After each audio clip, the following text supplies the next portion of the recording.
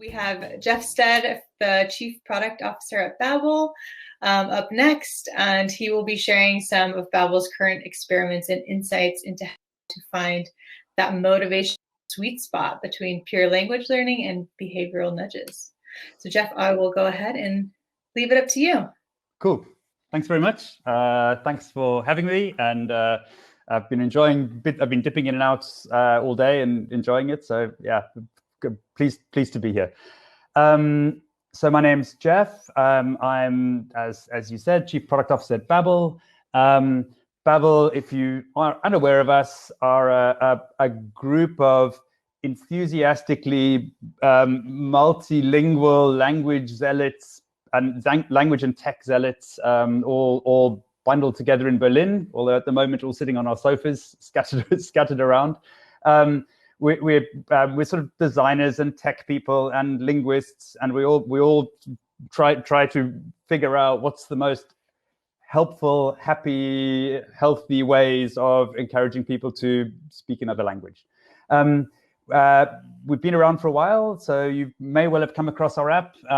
We sort of focus on 14 larger languages. We have millions of learners who subscribe and pay for using Babbel, which is what helps us kind of focus all of our building energy on what really works in learning.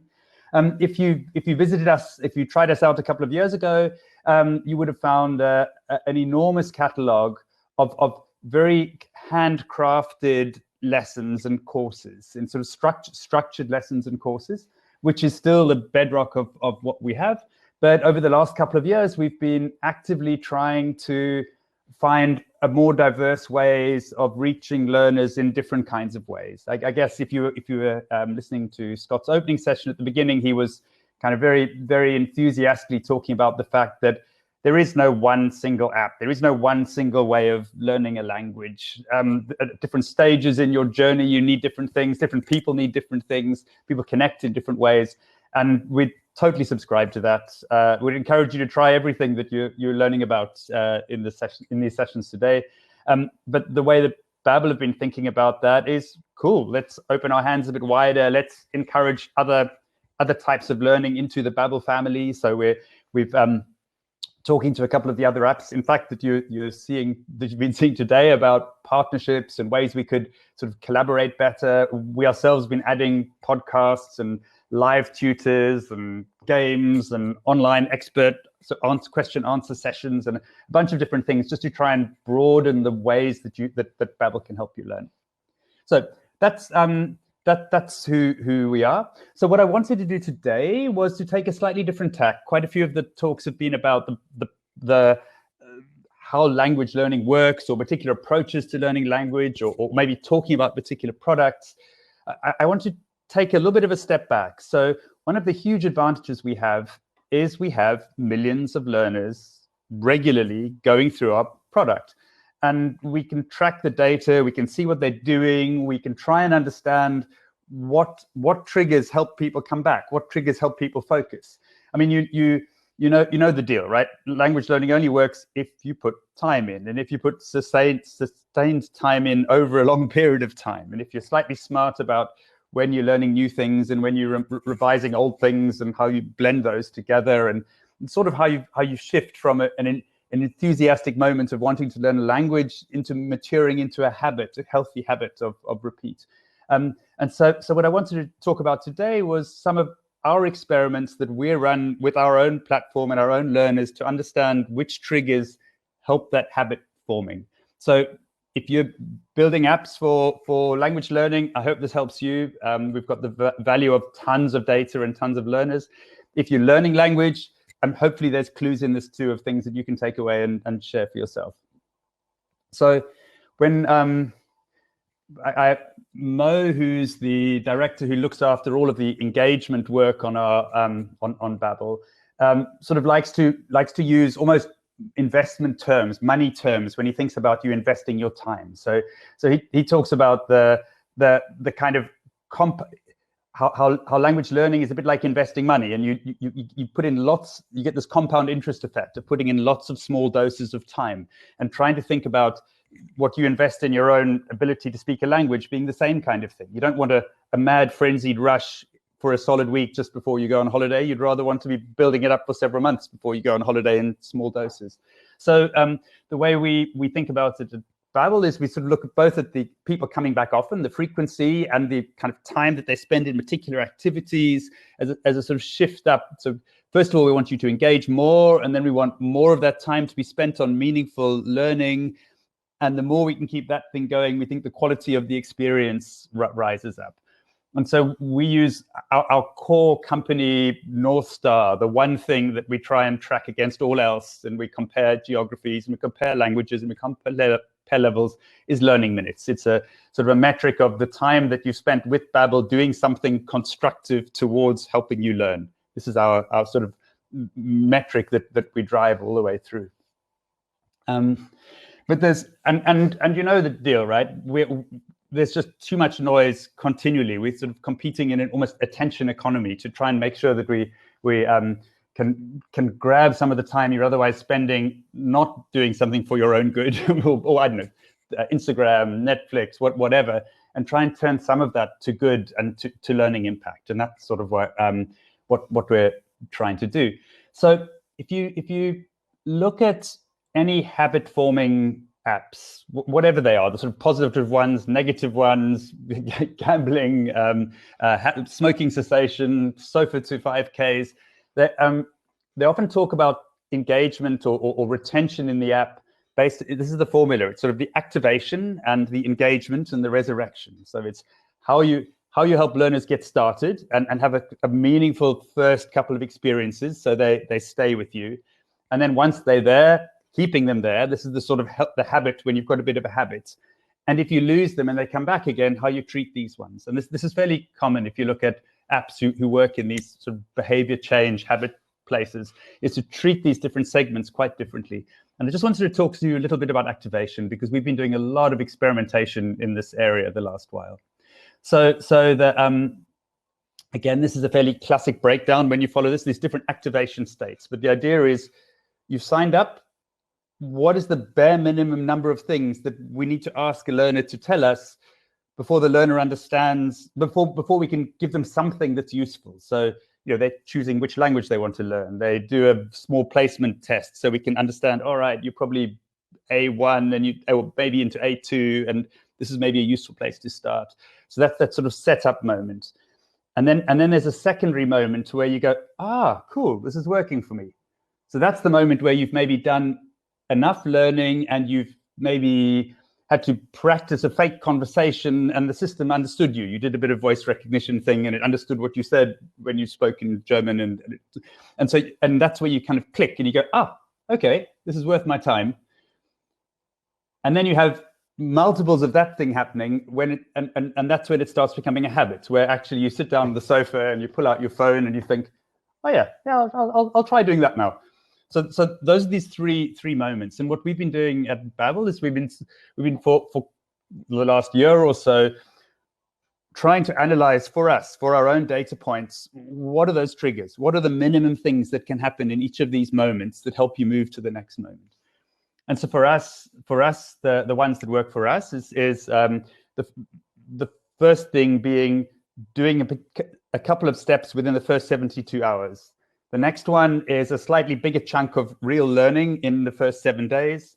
And the final one is over the first 3 weeks, that there's particular types of interaction in the lessons about practicing speaking, which are triggers. And we found that super useful in understanding those, because then it helps us focus on how we help learners move from the one moment to the next moment. And it's totally about you understanding yourself and understanding what you need to learn to build a bit of language confidence. So it's a quite a productive loop that we try and take you around.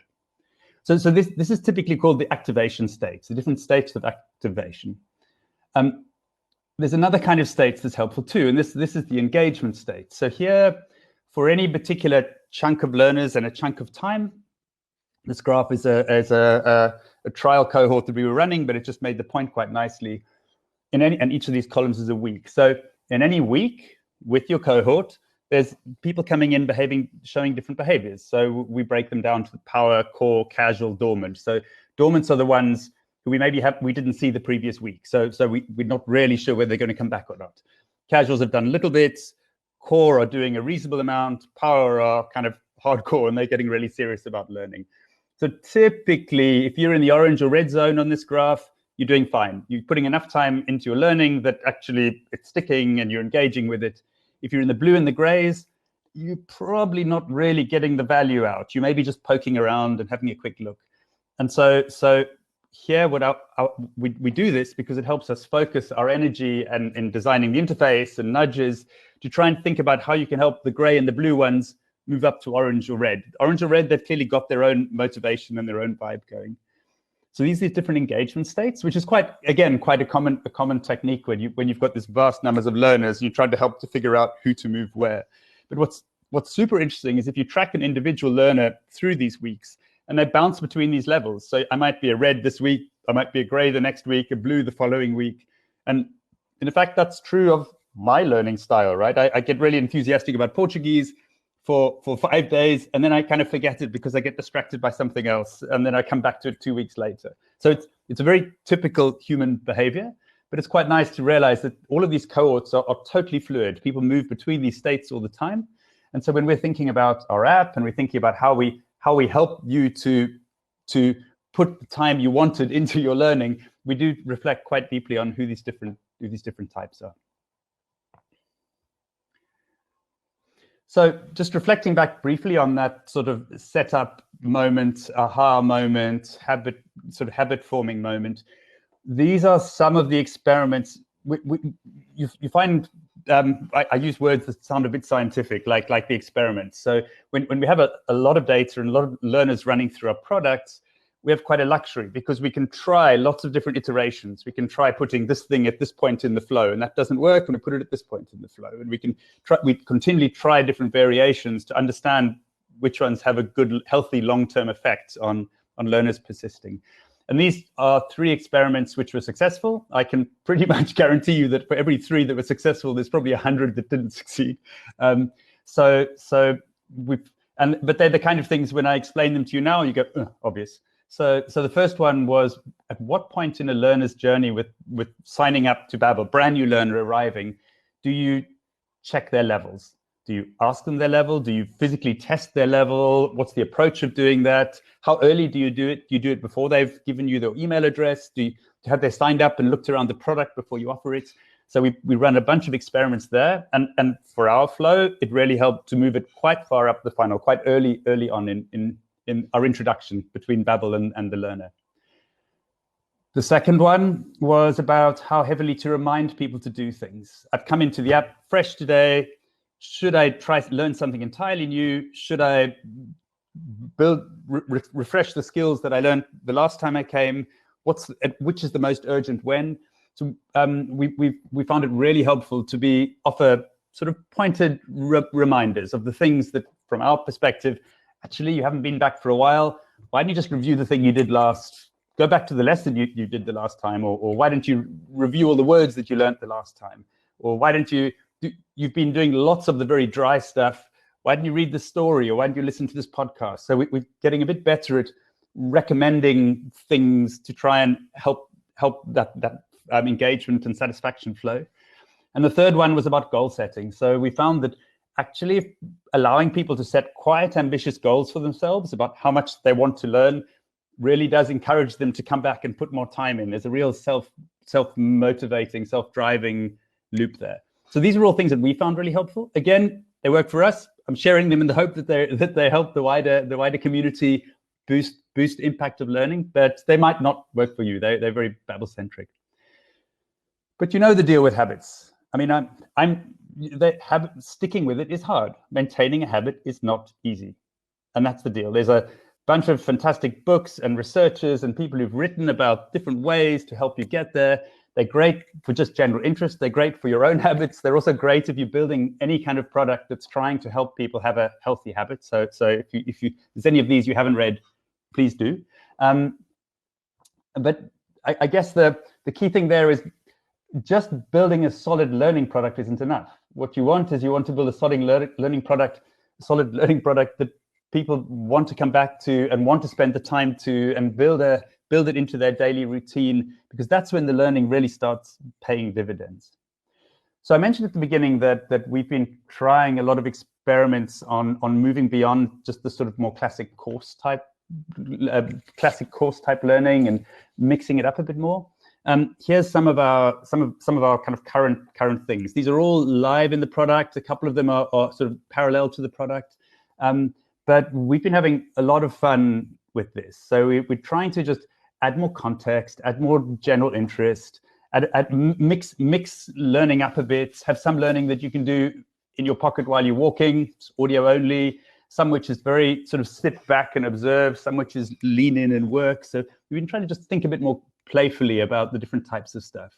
I'm showing you here the sort of short stories piece that we have. There's we're adding a lot more culture content, just general fun information or joyful information about the culture of the language you're learning. Various sort of retro vintage games and just playful ways of refreshing your skills. If you listen to the pitch at lunchtime session, or I think there's a panel later, you would have heard from Belen. We've launched a live product where you have live group sessions with some fantastic teachers. These are we've done a bunch of Spotify mixtapes. So these are all experiments we've been running, and in fact they're pretty much mainstream. The mixtapes is the only one which didn't do nearly as well as we thought, but all the others are now rolling out into our core product. And we were really worried at first that what's the impact on this of the actual learning you're doing. And it's fantastic. It's only benefited us. So for every, I don't know, extra 10 minutes of playful learning that gets added, sorry, I'll rephrase that better. If a learner is doing 40 minutes with us and we add all this playful stuff, I'm phrasing it really badly, an additional 10 minutes spent on being playful doesn't take 10 minutes away from the learning. It maybe takes 5 minutes max away from the learning, but you get so we're getting more and more learning, and we're getting more wider engagement. So it's super. It's been great for us. Our learners are really positive about it. We get really good feedback, and really it's about extending the learning into trying out the language or trying out more of the context and culture stuff around it, which we love, and I think it's more true to who Babbel is anyway. So we're having a lot of fun with this at the moment. I just want to leap from that for a second to the whole recommendation AI area. So now, if you look at our collection of content and courses and learning experiences, we're getting more and more of them inside the Babbel bucket. And the question is, how do you help the learner find the most useful thing? So if you speak to anybody very AI centric, they would love it all to be fully recommended. If you speak to some of our teachers, our live teachers, they would love a kind of hand curated set of things that you're collecting and giving to a learner for trigger points. And we reflect a lot on that balance between sort of guidance, me telling you what you should learn next, versus autonomy. Actually, you need to figure out what you want to learn next. I'm personally a big fan of these sort of random moments of discovery and delight where you find something you weren't particularly looking for, and it's actually quite fun. So we play a lot there. We've been trying randomly adding machine cleverly adding recommendations into a flow and hand curating them and understanding which ones work best. And the lesson we keep learning is the more relevant it is to the learner at that moment, the more useful it is. So if I've just learned a bunch of quite tough words about food and color, if I can play a game that strengthens those, all in. If it's a game that's strengthening things I learned 2 weeks ago, much less interesting. So we're trying quite hard to really tie things together in a slightly human thread way. So really imagining you're a personal tutor who's sitting alongside the learner and just making gentle suggestions, but also offering them space. So I'll discover one here to just dive around and explore and find something that they might enjoy. So that was all about some of the different material content that's appearing or types of learning that we're surfacing. This is just one brief dive into a slightly more kind of techie end. So Babbel a few years ago, our courses were our curriculum. You'd open our app and you'd find a lot of structured content, which itself was the curriculum. It was mapped in a very clear curriculum kind of format, and you could step through it quite nicely. The reality of Babbel today is we're not just one app. We're one app, and we're some live teachers, and we're a B2B business, and we're a whole bunch of podcasts. And the kind of the term curriculum doesn't really make as much sense in that context. And actually hopping between those things is fun. So there isn't really a curriculum. So how do you hang those things together? How do you collate them? So we have something which we call our progression framework, which is basically a version of the CFAR standards and a kind of a Babbelized version of the can-do statements. If you know what these means, it's a sort of a communicative steps that you need that say what abilities you have at any particular level. And we just map everything that we've got, all content, other people's content that we're linking out to, our own content, our lessons, our live things, our podcasts. They're all mapped onto this. The drawing's a bit random. I was just trying to kind of tell the story. And because of that, it means whatever you're doing with us, you could be doing a live lesson. At the end of the lesson, we can just go to you and say, we've got these podcasts. We can recommend these Netflix movies. Here's some scripts you can read. Here's some existing lessons. Try them out. So we're using this as a sort of the skeleton or the glue that holds everything together. I won't spend too long at that, but it was just, it's a critical piece for us to be able to do what we're doing at the moment. So really, that was the story I wanted to tell you. I hope it was helpful. We just wanted to drift through some of the different experiments we're running, what we're learning, and hopefully useful to you. Definitely, if you're building products, I'm certain some of this would be useful. If you're a learner learning, I hope you've managed to get some either insights about how product works or also some thoughts about your own learning.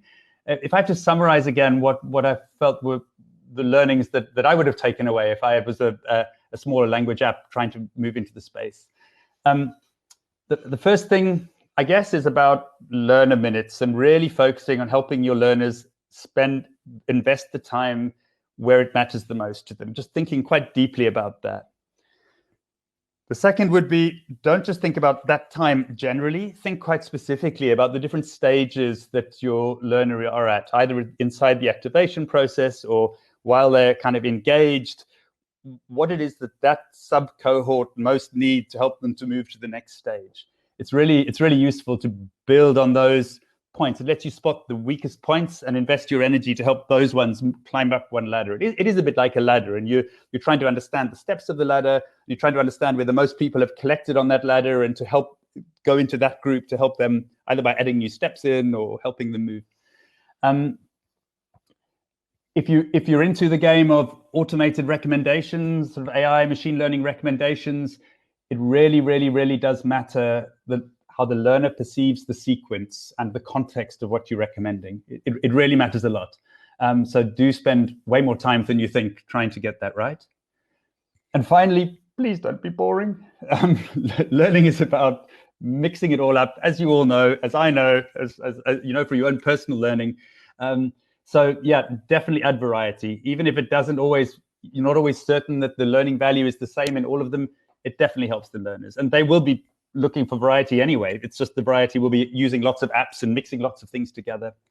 Interestingly, this was a real learning point for Babbel when we realized that actually people don't come to Babbel only because they want to learn with Babbel. They come to Babbel because they want to speak a language. And they maybe are mixing Babbel with Netflix and with other media and other people's apps at the same time. And actually, that's cool. It's helping us all. So let's celebrate that and try and think in this bigger ecosystem way instead of thinking in a little box. I hope that was helpful. I'm here for questions. Cool. Thank you so much, Geoff. That was really great. We do have quite a few questions coming in. So let's see how many we can get through. Quick one. Are you guys using Zoom for your group classes? We do. We've played with a few different tools. We use Zoom. We quite like the simplicity of the breakout feature. We've built a bunch of our own layers around it that help allocate teachers, and it's bundled in with our app as well. So you get recommendations in the app for related content for what you've done. But yeah, the actual live sessions are all in Zoom. Cool. Okay, so how do you suggest to continue feeling engaged in language learning using apps when reaching a higher level? It's not straightforward, and I think the major sort of mental flip or something is that the majority of apps, ours too, although I think we probably put more effort than many, focus on the very early beginning stages, because that's where you can do a kind of rote learning, get the top 50 vocab items, figure out the basics, do some basic kind of voice recognition and stuff. Actually, the production of language at those higher levels, it's tough for computers to be that helpful, really. It's a different kind of mode of learning. It's more about exposure, right? So it's about watching the movie in French and having a bit of a discussion about it, or having some prompters that you read beforehand. So you don't actually put the subtitles up, but you've read the synopsis, and so you've got your head around it. And it's about speaking to people. And so these are things that apps are great at, but it might be that you're doing it in WhatsApp with a group rather than doing it via a structured learning piece of an app. That's partly why we're so enthusiastic about the live lessons as well, because it helps us be much more useful to a wider range, because teachers can quite naturally adapt to that sort of distinction in a way that apps struggle with a little bit. Definitely. And so how do you measure that people are learning? So before joining Babbel, I spent a couple of years trying to digitally enhance IELTS, the big English exam, English language exam. So unfortunately, I've spent quite a lot of time looking at the murky details of how to tell how good somebody really is at their language at a particular level. And the reality is, if you really want an accurate assessment of level, it's an assessment which will take you a couple of hours. I mean, it's deep and it's heavy, and that's a big ask. So it's very tough to really know accurately how somebody has progressed across the full breadth of skills. It's easier at the lower levels, because you can do things like, do they know this language? How good is their pronunciation? You can grab fragments and you can assess that reasonably well, but you can't really cover the full range of skills to really know. So, which is partly why we do a few things. We do have a couple of placement tests. We dot in every now and again. We've been trying out some self-confidence assessment. How good do you feel at this level? And people are reasonably accurate at assessing their own levels. If you ask them their confidence, that works quite well. We track how you've progressed against vocab you've learned and against tests that we've given you. So that's a reasonably good indicator. So we use that indicator, but it's not, you couldn't swap that out for like a certificate or something like that. Okay. And could you give us a bit of insight into how product teams at Babbel come up with ideas for improving activation and engagement? Sure. So I guess the one answer is nobody gets it right. We all struggle with it. There is no single right answer, both on how to get the ideas working and what the right things are for activation. What we've done at Babbel is we have about 15 different builder product teams, teams with engineers, product managers, designers, all working together trying to build features. And we've clustered them into larger groups who look after different stages of the learner journey. So there's a group that look after the very beginning, you've just arrived, and then there's another group that look after keeping you there. And in fact, both of those groups look at activation, and they're both continually trying to run experiments, and they look at different parts of the app, and they talk to each other to understand what to do. And within the group, there's different teams who maybe own different pieces. So we have put together something which we call our playbook, which is a sort of our high-level philosophy of how these things work and what our current best bets are of what each stage looks like, what the aha moment is, and how many learners are where. And so we would use that to look at where we see the biggest need is, and then the teams themselves would iterate on ideas. Okay, very cool. And I think we have time for just one more question. Do you have data models around if a user abandons Babbel or language learning for a while, depending on how long it's been? You can also predict their decline backwards in the progression framework. We look at that quite a lot. We have a couple of really helpful insights that we use, but so we have a data model that predicts exactly that. How likely are they to drop off? And so if we think somebody's really about to drop off, we target them. We try different experiments on what might keep them engaged. We're still growing with that. So I have a dedicated sort of machine learning team who have built a couple of models that they're running continually, but we're still trying to figure out exactly where they're most impactful. One is on intent. So we run one for people who are busy signing up and starting at the very beginning to try and understand given how they got here, was it via one of our podcasts, via a Facebook thing, but what's the most likely place they're trying to get to? And we try and help them to get there faster, but because of the model we run. And the other is on that dropouts and how likely we think they're to drop out. But we're evolving this continually. We're still exploring. Cool. Well, thank you so much, Geoff, for joining us again this year. Hope for that. No worries. Everybody enjoyed. And yeah, if you're going to stick around, maybe some people have some more questions for you in the chat. That'd be great. Yeah, I'll do that. Thanks all. Okay. Yeah. All right.